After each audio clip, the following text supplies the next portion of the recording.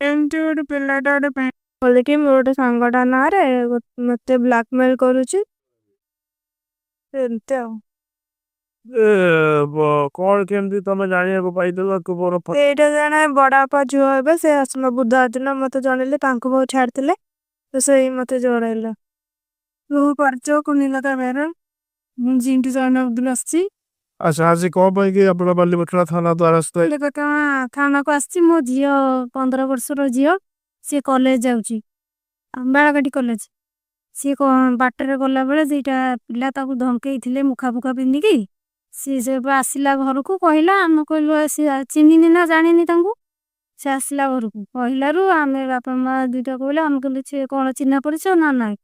ତାପରେ ସେଇଦିନ ସନ୍ଧ୍ୟା ବେଳକୁ କଣ ଧମକେଇଥିଲେ ତାକୁ? ଧମକେଇଥିଲା ତ କହିଲା ୱାନ୍ ସାଇଡ ଭଲ ପାଇବା ତାର ଏ ସେତି ସକାଶେ ଏମିତି କରିଛି ବୋଧେ ଆଉ। ତାର କଣ କୋଉ ଉଦ୍ଦେଶ୍ୟ ଆମେ ଜାଣିନୁ ଏପର୍ଯ୍ୟନ୍ତ। ସେ ଯେ ଫଟୋ ଛାଡିଲା ଫେରେ ମୋ ଦେଢଶୁରର ଝୁଅ ପାଖକୁ ଛାଡିଲା ତ ଭଉଣୀ କି କହିଦବୁ। କୋଉ ଫଟୋ ଛାଡିଲା? ଉଲଗ୍ନ ଫଟୋ। ଆଚ୍ଛା ତାର ତମ ଝିଅର ଉଲଗ୍ନ ଫଟୋ ସେ କେମିତି ଜାଣିଲା? ସେ ଯୋଉ ଇଷ୍ଟା ଇଏରେ ପକେଇଥିଲେ ଫଟୋ ପୋଷ୍ଟ କରନ୍ତି ସିଏ କରନ୍ତି।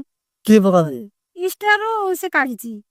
ସେ ଇଷ୍ଟା ଉଲଗ୍ନ ଫଟୋ ପଡେ ଉଲଗ୍ନ ଫଟୋ ଭଲ ଫଟୋ ପଡିଛି ସେ ତାକୁ ଏଡିଟିଂ କରୁଛି। ଏଡିଟିଂ କରି ପକେଇছে ଏଡିଟିଂ କରି ପକେଇଛି।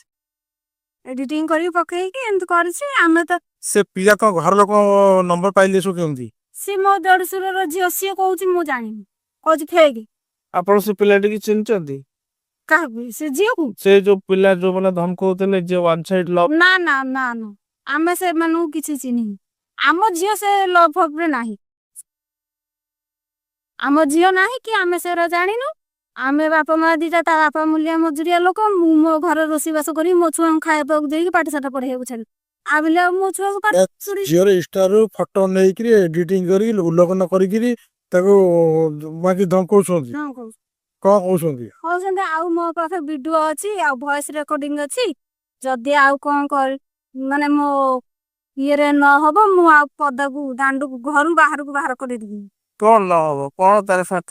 ତାର ସ୍ୱାର୍ଥ କଣ ଅଛି ସେ କଣ ପାଇଁ କରିଛି ମୁଁ ସେଇଟା କହିପାରିବିନି। ସେ ତ ଧମକ ଦେଇଛି ଆଉ। କଣ ଧମକ ଦେଇଛି? ଧମକ ଦେଇଛି ଯେ ଆହୁରି ଅନେକ ଫଟୋ ଭିଡିଓ ଆଉ ଭଏସ ରେକର୍ଡିଂ ଅଛି ଆଉ ତୋ ଭଉଣୀ କି ତୁ ଜଣେଇ ଦେଇଥିବୁ। ମାନେ ମୋ ଦେଢଶୁରର ଝୁଅ କହୁଛି ମୁଁ ତୋ ଭଉଣୀ କି ତୁ ଜଣେଇ ଦେଇଥିବୁ। ଆପରେ ଆଉ ତୁ ଆହୁରି ବହୁତ ଇଏ ଅଛି। ଥାନା ଆସିଲେ ଥାନା ଅଧିକାରୀ କଣ କହିଲେ? ଥାନା ଅଧିକାରୀ କି ଏଫଆଇଆର ଦେଇଛୁ ଅଭିଯୋଗ କରିଛୁ। ସିଏ କଣ କରିବେ କହିଛନ୍ତି ତ।